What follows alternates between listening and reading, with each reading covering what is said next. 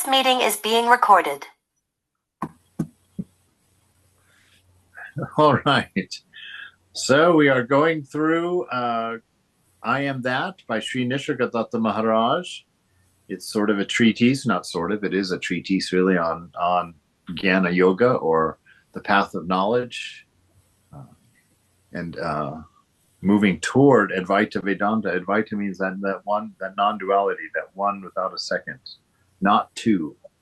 They don't call it one, because to say one implies a two. Yeah. And so they say one without a second, or not two. Because it's not something we want to define, because it's infinite. It doesn't have a boundary. And so even in that simple way, and this points at really the importance of language, which I've started playing with, especially with this notion of not body, not mind. And so I try to keep a language. I don't always do it because it gets weird, but to talk about in my own inner world, especially. It started with depression when I first learned to realize not to say I'm depressed. You don't want to attach an I to anything but the three things that we can attach it to, right? Since that pops up, what are they? I'm love, I'm intelligent, I exist. Anything else you attach to your I is a misunderstanding, because all the other characteristics belong neither to the body or to the mind.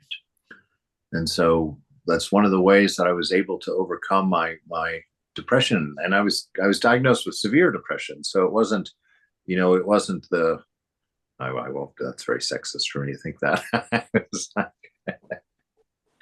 But it wasn't teenage angst, it was real depression. And then really the practice brought me through. I started with the drugs, and I definitely got some counseling and definitely got some mental help like that. But the thing that carried me through and gave me the stability and actually helped me to escape those tools was the practice of just being internal. And from there, I saw that it was a depressed mind, and that I wasn't depressed. I was always the same.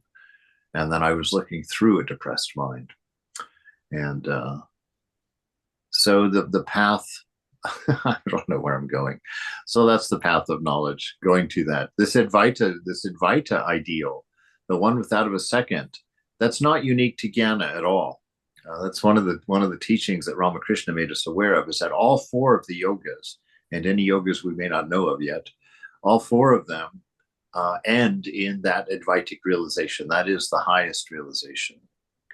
And the reason that bhakti or bhakta doesn't normally get that credit is because you have the option of stopping short, not going to the oneness, but staying at the point where you are the enjoyer of the beloved, the enjoyer of the divine. And Thakur says there are places in the ocean where the ice never melts, making that allusion to it's our love for God that freezes God into a form that represents our highest ideal. And he assures us there are places in the ocean where that ice never melts. And so it's not required that you merge. You can come to a place where you just love to dance with Krishna or Jesus or Buddha or Rama, and you want to spend your days just enjoying that company. Very much like Ramakrishna coming down and enjoying the company of the devotees. That was the only reason he stayed here. That was the way he bound himself to a body, was just enjoying the devotees, enjoying the love of God. So, all right. So this book is set up, obviously, in question and answer format. And our questioner is starting off this morning saying, I find that I am totally motivated by desire for pleasure and the fear of pain. However noble my desire and justified my fear, pleasure and pain are the two poles between which my life oscillates. Right? And if you look at that just a little bit more closely, motivated by the desire for pleasure, the desire for pleasure comes from the memory of pleasure, right? It comes as a samskara, and that's our attraction to it. And this is why we need that discernment, because that pleasure comes with pain, and the mind does not replay the pain when it replays the pleasure. And so this is how our desires increase, is that we get a one-sided view. The mind just replays the pleasure component over and over and over, and leaves the rest for you not to think about. The big hangover in the morning, or the way it affects you, or the way it's affected you in your life so far. All those things the mind pushes away and just plays that pleasure part. And this is why our awareness is so important, why developing that inner awareness is so important, so that you don't fall fool to that trick of the mind, so that when you think of the pleasure, you automatically also think of the pain that it causes. Because behind every wave, Vivekananda says, there's a lull. And so they always come together. So what we're not really looking for pleasure in this world. What we're looking for is contentment. Mother says there is no greater treasure than contentment. The need for nothing. And from that contentment, we can grow and develop our non-resistance. That if we're content in the moment, we need nothing else. We can always take the moment in whatever form it comes to us, and we can find our contentment in it. Mostly because we know that we're not the body and mind. It's only the body and mind that has any problem with the moment. That's one of the surprising things in my little journey inward, realizing that all of my desires, every single one of them, arises from either the body or the mind. That the self, the observer, no desire ever arises from the observer.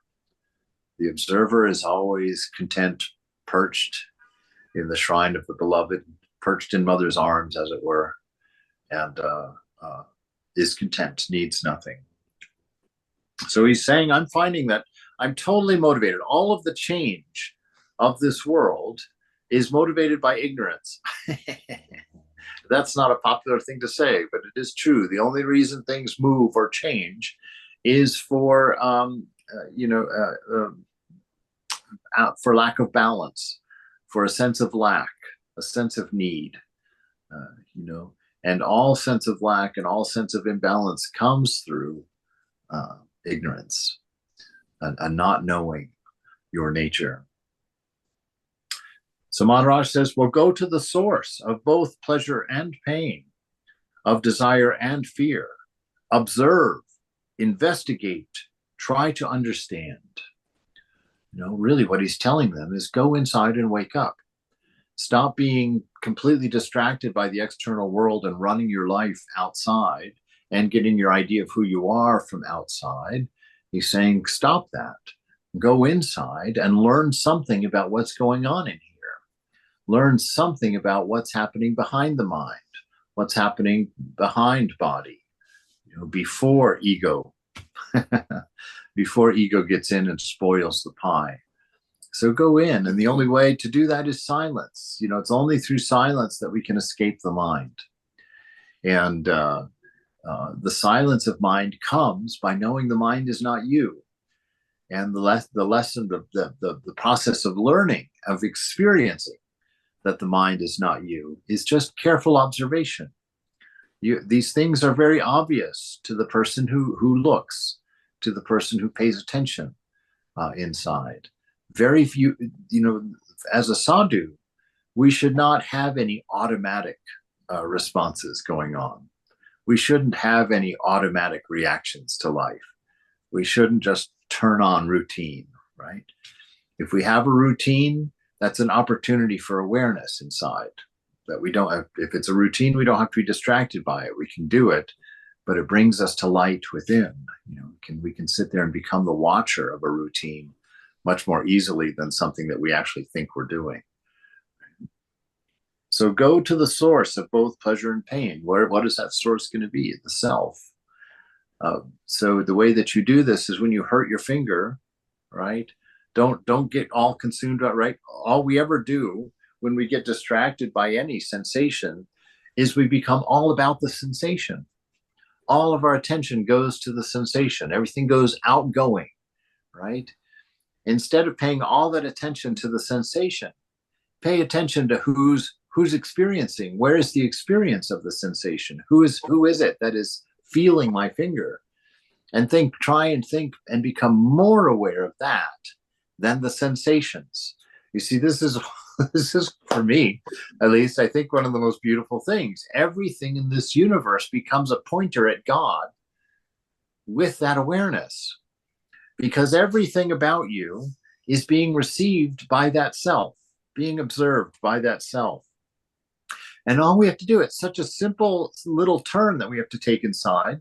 Instead of being enamored with the things itself, be enamored with who's observing this, who's feeling this, who's experiencing this. Put your awareness on the awareness, not on the ripples in the senses. And by doing that, everything takes you forward. Everything takes you forward. God can be thought of from everything. You have a cramp, oh God. Oh, it's like, oh, my toe hurts. Oh, everything becomes a pointer to that freedom, to that wonder within. So go to the source of both pain and pleasure, of desire and fear. Observe, investigate, try to understand. You see, don't let all of your meditation become just passive. Go in there and do some experiments. Go in there and think of ways how set up an experiment. I'm I probably do this too much, maybe, but I like to do that in my life. It's like these truths that we are reading about, these truths of this philosophy, they are not meant at all to stay in philosophical terms. They're meant to be life-changing revolutions in you. The words are nothing. They're the dead leaves blowing around. We want the life of the tree that created these leaves. And so with Vedanta, this is what we're trying to find. We're trying to touch that. And so when Mother says you're not the doer, or the scriptures say that you are not the body, or that you're not the mind, or all that you're ever free, they're not just things just to kind of take into the mind and kind of let them blow around like dead leaves. They're meant to take root and become part of the tree that you are. And so you experiment. You think, okay, well, I'm going to go do something. I'm going to go wash the dishes. And while I'm washing these dishes, I'm going to try to solve this riddle that I'm not the doer. How do you wash the dishes and not be the doer? So you experiment. You begin poking at it. You begin trying different things. You begin trying different perspectives. You sit there and try and open to that possibility as you're watching the dishes be washed in front of you. And so by doing these experiments, by setting up little tests of awareness, we increase our knowledge of our beloved through experience, through being. That's where that comes in. And so that is what we do. We go and we observe and we investigate, right? And we understand. Your investigation is not when you go hear a lecture. That's not really an investigation. I don't know what that is, but investigation is you on your own. Not necessarily when you're sitting in the shrine. That's a great time too, but really that time is more for enjoying God, just sunshining, sun tanning, spiritual tanning, sitting there in the presence, the awareness, and being changed. But in our studies, you read in order to get an idea, or to get a notion, to get an understanding. But then you live to investigate it. You live to observe it, right? So that this thing becomes something that allows you to walk on water. So that this knowledge gets converted into a part of you that allows you to move a mountain, to love somebody who's unlovable, to forgive somebody who doesn't deserve it, to care about somebody who's cantankerous. These are where the powers of spirituality really come into play, so that you can wipe out an anger that might once have stayed with you for months. The questioner says, well, desire and fear both are feelings caused by physical or mental factors, right? Physical or mental factors. What does that reduce to? Body and mind, right? Body and mind. Desire and fear are feelings caused by body and mind, physical and mental factors, if you will. They are there, easily observable. Yes, they are. All spiritual truth is easily observable if you bother. If you bother to go in and to observe, investigate, and try to understand. So pleasure and pain, okay. They are there, easily observable. But why are they there? Why do I desire pleasure and fear pain? Why is that? Because you think you are them. You think you are the body, and you think you are the mind. And what does it mean to think you're the mind? It means you think you are your thoughts, and you think your thoughts are relevant to you. That is the trickiest thing. Boy, I tell you. And you know what? That's one of the major reasons for celibacy in our practice, for self-control in our practice, because nothing ties you to the body like that. And once it gets you tied to the body, to escape the idea that your body is a very messy affair, because it gets really fuzzy around the edges inside. You think that those desires for pleasure are yours. You think that the body's movement in that are yours. And if you've been in the habit of pursuing those pleasures replay in the mind constantly. And the difficulty of spiritual life is not that spiritual life is difficulty. It's escaping from your samskaras that's difficult. Because they are the thing that's sticky, that holds you to your mind. And so when you start thinking about pleasures of any kind, it starts replaying in the mind if you don't have discernment and if you don't have awareness.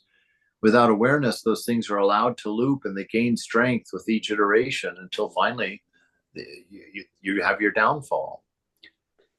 But knowing that you're not the mind, first of all, applying awareness, you see the loop play the first time, that's not out of your awareness. I saw that, mind.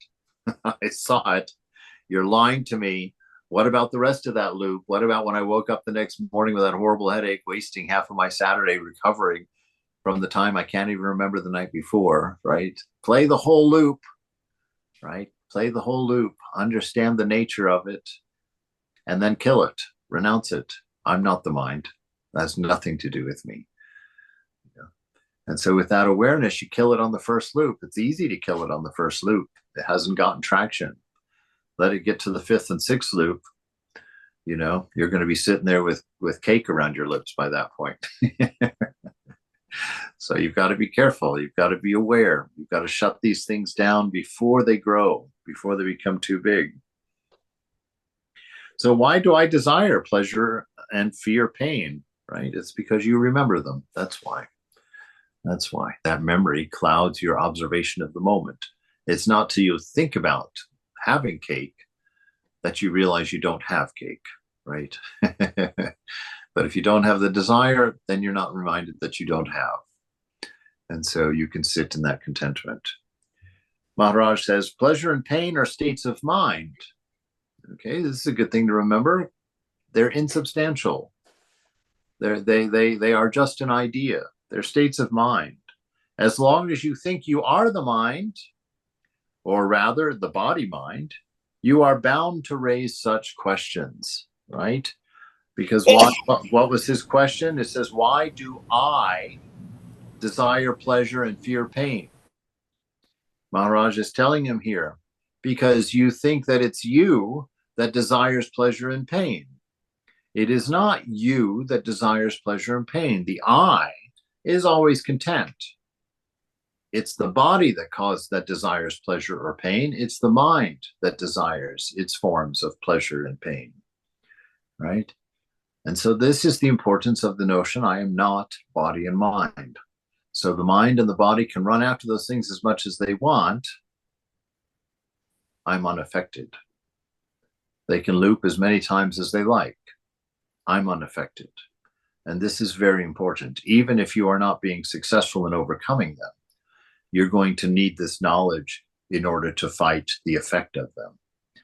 The anger at having fallen, the sense of God abandoning you because you're impure, the sense that spiritual life is difficult because the mind is unsteady, All these things arise from your attachment to body mind.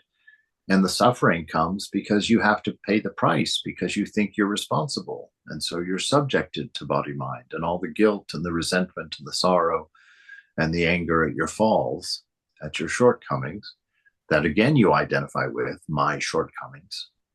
I can't meditate. I can't. When all the self has ever done is meditate, it has been the observer forever, right? It has been sitting there in infinite patience. We sit there in meditation and we think, oh God, an hour. How can I sit here as the observer for an hour? And then you stop and realize I've been sitting here as the observer for 10 billion years. How is it possible that I can't do this for an hour? How is this possible? It must be attachment somewhere that's causing this problem. Attachment to a body and mind, which are clearly centered in time. But the self, meditation is simple for the self for two reasons. One, that's all it does. And two, it's outside of time. So it doesn't have to sit there and wait for the buzzer to click. Pleasure and pain are states of mind. So that's all it is. First of all, put it back up there. Don't let it spill out into your reality. It's just states of mind. As long as you think you're the mind, you're going to think that it's you wanting what the mind wants. And he says, rather about body mind. So bringing them both in there. As long as you think you're the body, you're going to think that you want that those are your desires, right? They don't make sense. They're not even consistent if you start paying attention. When I was a kid, I hated peas, hated them. I wouldn't eat them no matter what. I once sat at the dinner table for 3 hours because I refused to eat my peas. And the only way I escaped is I actually ended up throwing them into the detergent box in the laundry room so that I wouldn't have to eat them. Now, the same body loves peas, loves them. Put a little butter and salt on them. I'm in heaven. I love peas. And I'm like, why did you give me such a hassle when I was 6 over eating peas if you were going to change your mind when I was 60 to love peas? Why put me through that trauma? See, this is proof. It is just a state of mind. Your likes and dislikes are just a state of mind. That's why one of you can hate broccoli and one of you can love it. It's not because you have different experiences of broccoli. You have different attachments around broccoli. That's all. So understand, these are all just states of mind. They're malleable. They aren't the thing. They aren't concrete.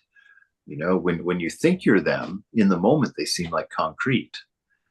But if you observe them, if you know you're separate from them and you observe them, you see that they're just as easy to move as the scum on the top of the water. Just push it aside and be done. That's the strength of this. That's what he's trying to say. As long as you think you're the mind, or rather the body mind, you're bound to raise some such questions. There's an important subtlety here too.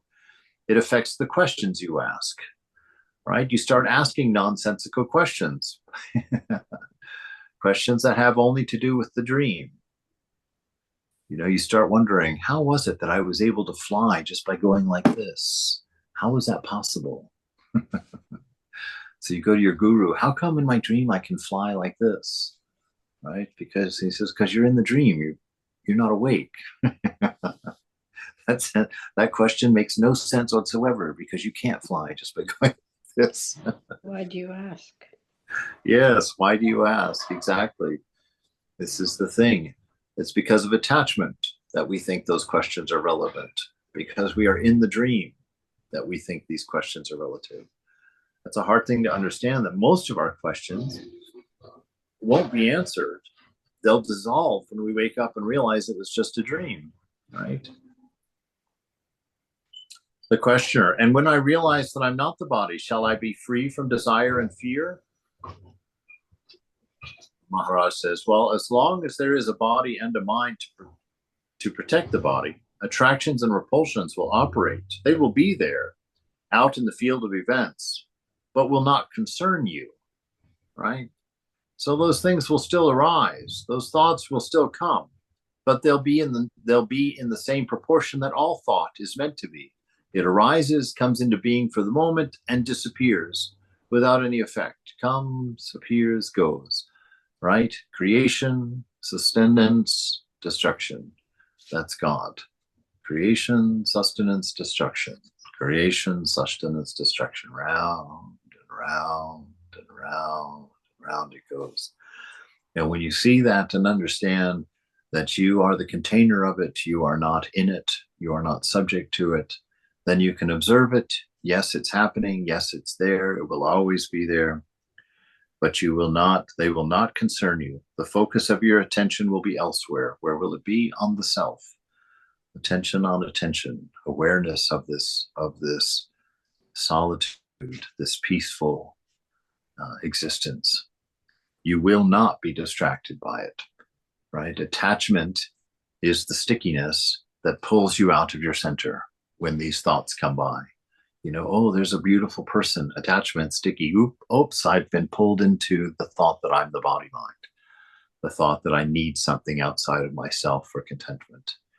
And you go. And if you get it, all you've done is walked on a path one more time to create the path, to create the path in your mind. Things, once you fall in one direction, it's easier to fall in that direction. And the more times you fall in that direction, well, in time, you won't be able to get up from that direction. You'll just be laying in that direction, just living for pleasure. It's not a great place to be because it always ends. And the more you depend on it, the more you lose when it's ended, right? And then you get old. Nobody finds you beautiful. Nobody finds you handsome. Nobody's asking you out on a date. You can't stay up past 8 to get out to the club. So fortunately, I realized this in my 20s, around 27. That's sort of one of the things that started my search. I was like, it just occurred to me one time. I was like, my God, I'm going to be 30 someday. That's as old as I could think back then. I'm going to be 30, and boy, after I'm 30, I'm not going to have the energy for this. I'm not going to have the ability to invest my life in this. And who wants to be a parasite of pleasure anyway on the planet? Who just wants to be some parasite attached to the planet, just sucking pleasure out of life? That's not the point. Our point is manifestation, right? Manifestation of what? Manifestation of love and wisdom in all its forms: beauty, wonder, security, strength, sweetness, peace, all those things. Questioner, still they'll be there. Will one never be completely free? Maharaj, you are completely free even now. What you call destiny or karma is but the result of your own will to live. How strong is this will you can judge by the universal horror of death, right? So the important thing there in that sentence, you are completely free right now. All of your attachments are choices. They're all states of mind that you've nurtured. It's up to you to stop them if you don't want them. That's why Mother's so clear. You're free right now. You can have your realization in this moment if you want it. So this is why we have to purify, because if we're honest, we don't want it. Right? We don't want it. We would rather YouTube. We would rather, why not eat cake, eat pizza? Let's go back to pizza. Let's leave cake away. Go back to pizza. It's like these desires. It's you. You're not discerning. You're allowing yourself to nurture that belief that you're the body. Every time you sit and think, oh, what do I want? You go out to dinner and you sit there. Oh, what do I want? Well, you're nurturing attachment. Anytime you ask yourself that question, what do I want? You're nurturing attachment.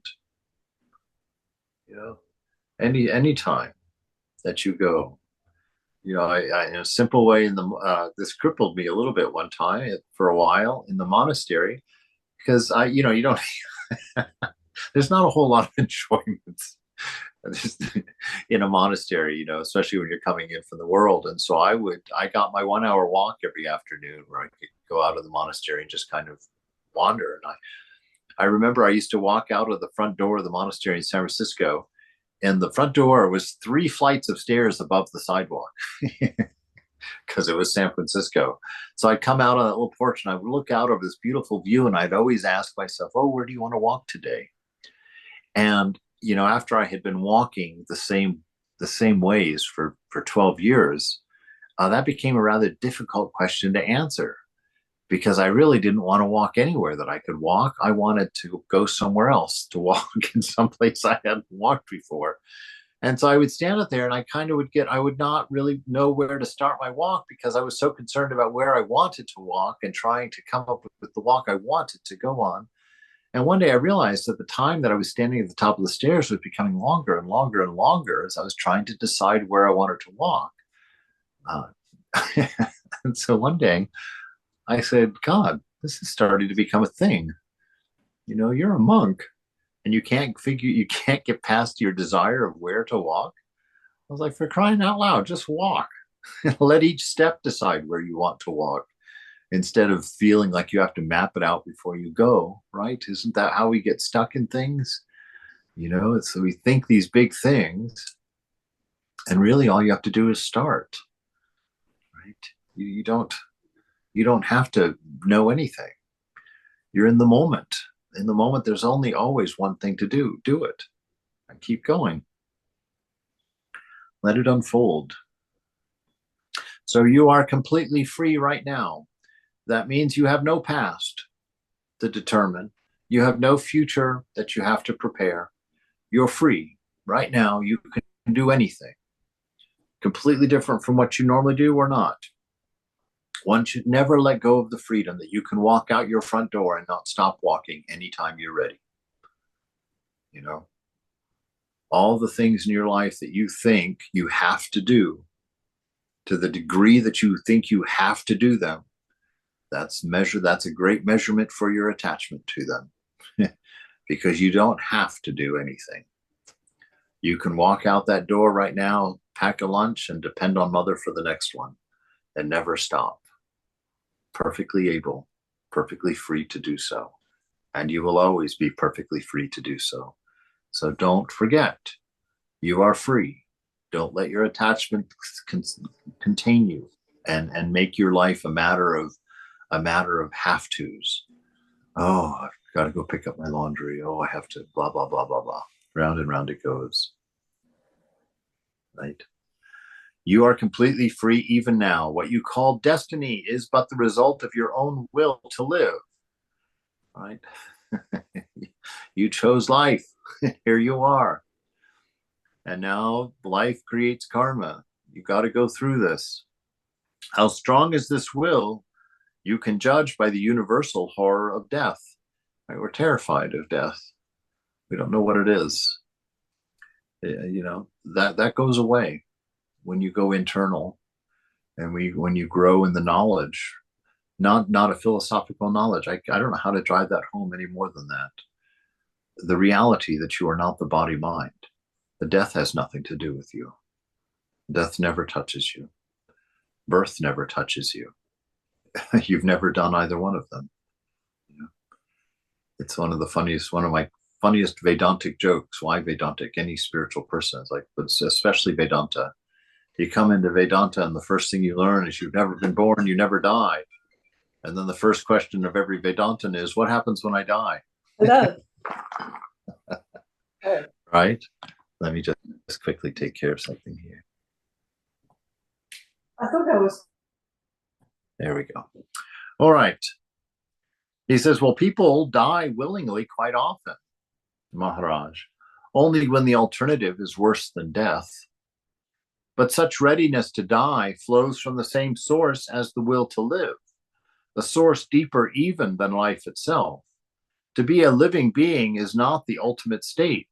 There is something beyond, something much more wonderful, which is neither being nor non-being, neither living nor not living. It is a state of pure awareness, beyond the limitations of space and time, Once the illusion that the body-mind is oneself is abandoned, death loses its terror. It becomes a part of living, just a part of the cycle. Round and round it goes. But I love this experience, this description here. He says, but readiness to die flows from the same source as the will to live. There's a source deeper than even life itself. So the thing that defines life is not just experience. There's something beyond it. There's something more beautiful than this, because experience requires on and off. It requires things to begin and end, right? It requires change. And to maintain change and to maintain beginnings and endings and to maintain supplies, that's all karma. That's all the difficulty of life. But there's something that doesn't need any of that. Something much more wonderful, he says, something much more beautiful, he says, and that is this pure potential of all things at once. This awareness, infinite awareness, touching everything simultaneously, seeing all conditions simultaneously, seeing all limitations simultaneously from a vantage point uncontrolled by any of them. This is our nature. This is our nature, because infinite awareness, what is that awareness of? Itself. What is itself? Pure love, unconditioned, pure wisdom. All right. To be a living being is not the ultimate state. It's why we love life so much, because we think this is the ultimate thing, to be alive. There is something beyond, he says, though, much more wonderful, which is neither being nor non-being, right?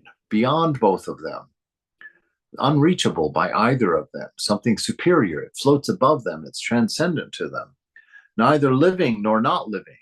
It is a state of pure awareness. Pure awareness, no particular in it at all, no selfishness, not even the hint of a seed of selfishness. So there's just this broad, open awareness of all the beauty, all the wonder. It is a state of pure awareness beyond the limitations of space and time, right? You'll finally not be fat. It's beyond the limitations of space and time. Once the illusion that the body-mind is yourself is abandoned, death loses its terror. It simply becomes a part of living. Do not undervalue attention. Questioner. As I look at you, you seem to be a poor man with very limited means, facing all the problems of poverty and old age like everybody else. Maharaj, were I very rich, what difference would it make? I am what I am. What else can I be? I am neither rich nor poor. I am myself. You see the discernment that he goes through. Just every time the man asks a question, the first thing he does is discern the nature of the question, frame it in a proper way, and then he goes for the answer. Were I rich, what difference would I make, right? I'm still old. Still can't move. I'm still in pain, right? All of those things. It's not poverty and wealth that's making a difference. He says that obviously has nothing to do with me, right? What has to do with me? That I am myself, that I'm comfortable in my being. That's all I need. Because he understood long ago that the dissatisfaction of the body is a continual cycle. It'll be happy, it'll be sad. It doesn't matter how much you take care of it. Even if you take care of it perfectly, it's going to go through the cycles. I feel good, I feel bad. I feel good, I feel bad. I feel good, I feel bad. You know, for the poor man, it's I'm hungry, I feel bad. I'm being fed, I feel good. For the rich man is, oh, I've eaten at every restaurant, I have nowhere else to go, I'm bored. I eat my favorite things every day. Now I don't know what my favorite things are anymore. I'm unhappy. Right? So the cycles go no matter what. The body's going to go through its cycles. Hunger, fullness, hunger, fullness, hunger, fullness in every means. Right? All of your desires can be described in that same way. And it's just going to cycle through. And the mind, It's going to go up. It's going to go down. It's going to go up. It's going to go down. It's going to go up. It's going to go down, because thoughts are waves, and that's the nature of it, round and round, right? When you're in the ocean, waves are dangerous. You get overwhelmed by them. Sometimes they threaten to drown you. But when you're on the beach, what do you say? Oh, what beautiful waves. Oh my God, look how gorgeous they are. Can you understand the hint? Get out of mind and stand on the beach of self and watch the beauty. Don't plop yourself in the middle of mind saying, this is me, and then, oh, life is horrible. Get out.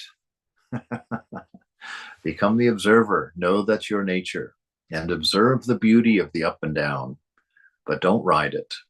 Now, if you want to ride it with knowledge, though. If you ride it with knowledge, you're a surfer, right? These waves are great. I've learned how to ride them. So, but that comes later. All right. Questioner, yet you are experiencing pain and pleasure. Maharaj, I am experiencing these in consciousness, but I am neither consciousness nor its content. Right? Now, to understand this, we have to remember what he says. Pure awareness is our nature. Awareness with objects in it, which is awareness with the sense of me and mine added to it, the poison of me and mine drift in there. Those two drops added to awareness turn awareness into consciousness. Consciousness is awareness with objects in it. And so he's saying, that I'm experiencing these things in consciousness, right? As long as there's a sense of me and mine, yes, these things are experienced. But I am neither consciousness nor its content. I am pure awareness, right? And even the awareness,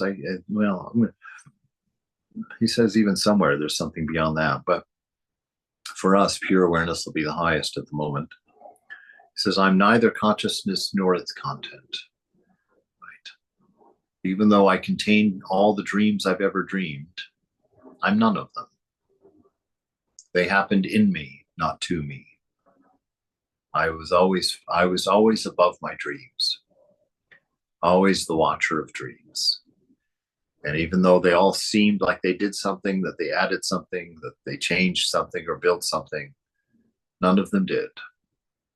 So this is his knowledge of life. I'm the container of all these things, but I'm none of them. Or I'm the container of all these things, I'm all of them and more. You say that in our real being, we are all equal. How is it that your experience is so different from ours? Maharaj, my actual experience is not different. It is my evaluation and attitude that differ. I see the same world as you do, but not the same way. There is nothing mysterious about it. Everybody sees the world through the idea he has of himself. As you think yourself to be, so you think the world to be. If you imagine yourself as separate from the world will appear as separate from you, and you will experience desire and fear. I do not see the world as separate from me, and so there is nothing for me to desire. There's nothing for me to fear. I'm going to read that again, because that is the whole story right there.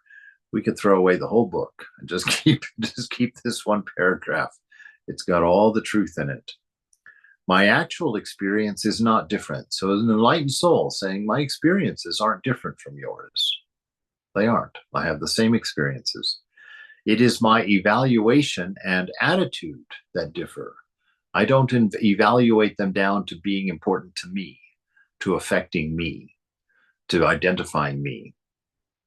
And my attitude is that I'm ever free, I'm ever pure, ever blissful.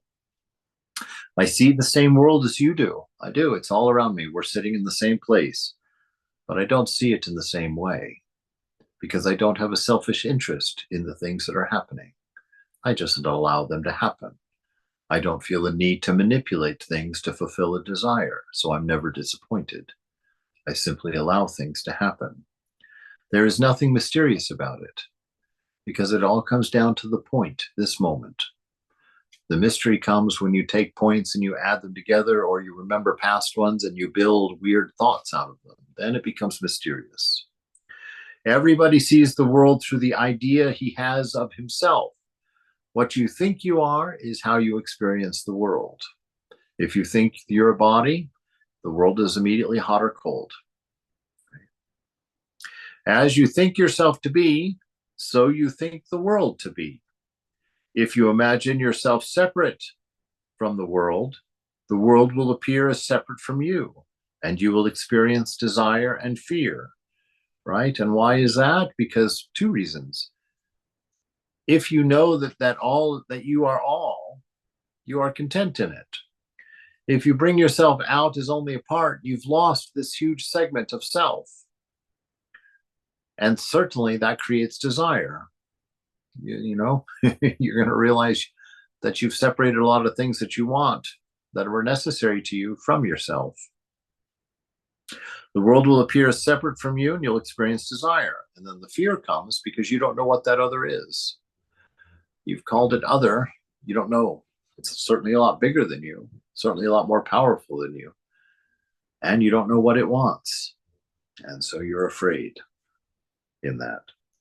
I do not see the world as separate from me. I know its nature, that it's a dream within me. And if it's a dream within me, it cannot harm me. It cannot affect me. And so there is nothing for me to desire because I know that I create the dream. And there's nothing for me to fear because there's one without a second. You are a point of light in the world. Not everybody is, the questioner says. Maharaj, there is absolutely no difference between me and others, except in my knowing myself as I am. I am all. I know it for certain, and you do not. All right? This is very important, right? This is very, very important, because I hear this dichotomy all the time when I talk to devotees. Oh, Maharaj, you're a monk. Oh, Maharaj, you're a monk. You were able to renounce. You were able to do all this. And you know, we put the Swami up on a pedestal and we respect him and honor him, put him up there on that pedestal. And what really are we doing? We're putting a gulf of excuses between us and the Swami. Oh, he's that way because of all these special things that I don't have. So there's nothing left for me but to suffer through my householder life. There's no possibility of freedom for me. I'm a householder. My mind will always be wandering. I'm always responsible for so much more than the Swami is. Right? And we turn it into a big old fat, sweaty, slimy excuse for why we can't be ourselves, for why we can't be what we already are. And we got to let go of that because it has nothing to do with it. All of these discussions, arguments, strengths, and weaknesses exist in the mind only. Just make that one grand renunciation that Thakur talks about. What is that? I'm not the mind. I'm not the body. I am myself. What does that mean? Watch. Let the moment come and go. The self is revealed. You're continually learning what that is. Just open to the lesson, draw no conclusions, and go forward. Right?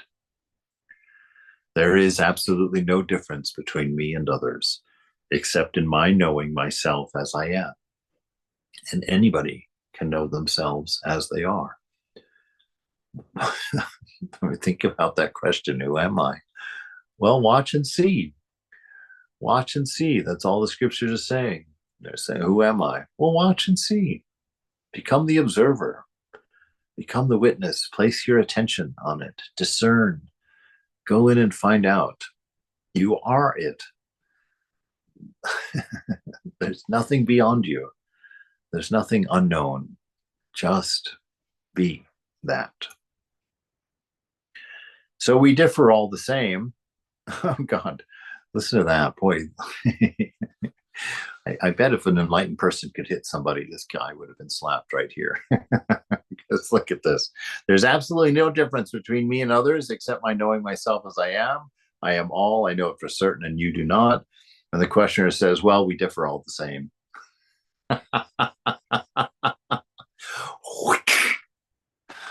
Yes. No, I had a conversation with that with some of the devotee not too long ago. I say, yes, I would tell them what the scriptures were saying. It's like this. And they're like, and they would say, yes, I know that. But, and then they would sweep everything that was just said off the table and start with their wrong view, you know? And isn't that how it is? It's like, oh, yes, I get that. But, and start over again with the wrong perspective. That's attachment. If we weren't attached, we'd be realized this moment. If we didn't value something that had no value, that's all attachment is. Valuing something that has no value. And our insistence on that determines our level of suffering, right? You simply won't let go of the thing that has no value. Right? So we differ all the same. Maharaj, no, we do not. For the second time, no, we do not. The difference is only in the mind and temporary. I was like you. You will be like me. All right. That's a promise. That's an emphatic right there. He didn't put any conditions on it. He didn't say in time. He didn't say tomorrow. He didn't say in 1,000 years. He didn't say in 41 lifetimes. He said, you are like me. Right? We will all come to this realization. It's a matter of time. Thakur says the snake has bitten you, the cobra has bitten you. Now it's just a matter of time before that ego is dead. So don't stress out about getting there. You're going. It's promised. It's a matter of when you're going to get there. So there's two ways. You can sit there and fret about how long it's taking, or you can eat the mangoes. You can sit here and enjoy the presence of Mother. Enjoy her in the mountains, enjoy her in the dishes, enjoy her in your friends, enjoy her in the dog, but do it consciously. Know that it is the Divine Mother you're enjoying, and enjoy that company, and learn that that company is never separate from you, that it is all you have ever gotten enjoyment from. And if you had known where it was coming from, you would never have had to do without it. And if you don't have to do without it, you can't desire it. If you can't desire it, you're free. So this is what's happening in every moment. All right.